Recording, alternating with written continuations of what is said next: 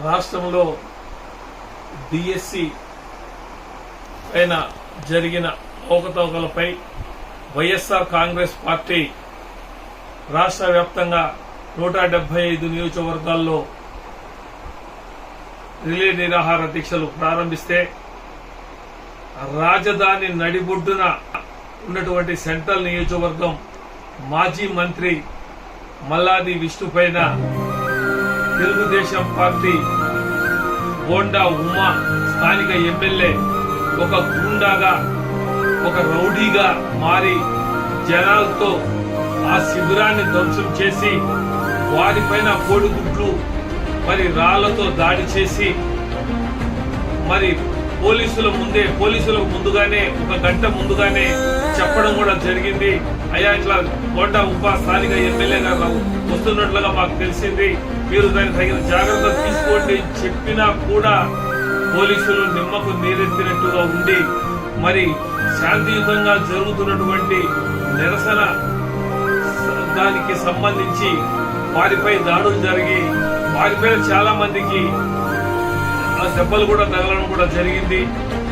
మరి బోండా ఉమ్మ చేసినటువంటి ఈ రోజు చేసినటువంటిది నిజంగా ఈ రాష్ట్రంలో రాజ్యాంగబద్ధంగా మనకు పరిపాలన జరుగుతూ ఉందా, లేకుంటే రెడ్ బుక్ రాజ్యాంగమే ఏలుతా ఉందా? మరి గతంలో బీహార్ కంటే కూడా ఈ రోజు జంగిల్ రాజ్యంగా ఆంధ్రప్రదేశ్ ఉందా?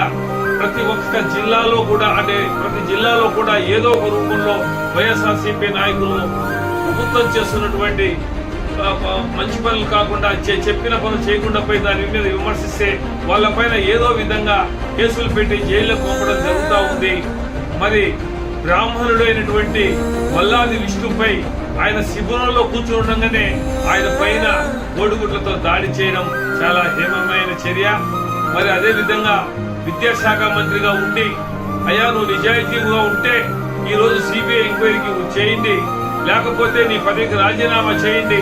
స్పష్టంగా డిఎస్సిలో అవకతవకలు జరిగినట్లుగా ప్రూఫ్ అయితా ఉంది దీనిపైన అని చెప్పేసి రాష్ట్రంలో ఉన్నటువంటి యువత అందరూ కూడా ఈ ధర్నాకు మద్దతు తెలిపి జంజీ సంబంధించి వాళ్ళు కూడా దీనికి మద్దతు తెలపడం మరి ఇవన్నీ చూస్తూ ఉంటే నిజంగా బెదిరించేదానికి భయపెడించేదానికి చేయడం జరుగుతూ ఉంది. ఈ రోజు మాచర్లలో గాని, కొన్నూరులో గాని, రేపల్లెలో గాని, అనంతపురంలో గాని, తాడిపత్రిలో గాని చాలా చోట్ల మరి ఈ ధర్నాల్లో మరి తెలుగుదేశం పార్టీ వాళ్ళు దౌర్జన్యాలు మరి వాళ్ళ మీద ఎక్కువగా దౌర్జన్యం చేసి ఆ సభలను పోలీసుల ద్వారా దాన్ని తీసేయడం కూడా జరిగింది. ఇది మంచి పద్ధతి కాదు. ప్రజాస్వామ్యబద్ధంగా ప్రజలు చేస్తున్నటువంటి ఈ నిరసన దీక్షలను భగ్నం చేయడం నిజంగా చెప్పాలంటే చాలా హేమమైన చర్యగా మేము భావిస్తున్నాం. మరి పోలీసులు కూడా ఈ మధ్య చాలా మంది అధికార పార్టీ ఎట్లా చెప్తే అట్లా చేయడము, కేసులు కూడా ఎవరి మీద ఏమి లేకపోయినా కూడా కేసులు పెట్టే విధంగా చేయడం, మరి ఈ విధంగా చూస్తూ ఉంటే నిజంగా చాలా దారుణమైన విషయం.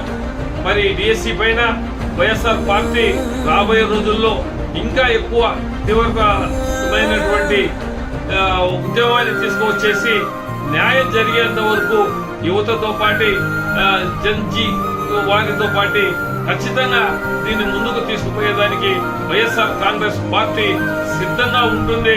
ఎవరు భయపడేవారు లేరు. మీరు ఏ విధంగా చేసినా కూడా, ఎన్ని కేసులు పెట్టినా కూడా భయపడే ప్రసక్తి లేదు. న్యాయం జరిగేంత వరకు పోరాటం ఆగదని చెప్పేసి మాజీ ప్రభుత్వ సలహాదారుడిగా నాగార్జున రెడ్డిగా నేను తెలియజేస్తూ సెలవు తీసుకుంటున్నాను. నమస్తే.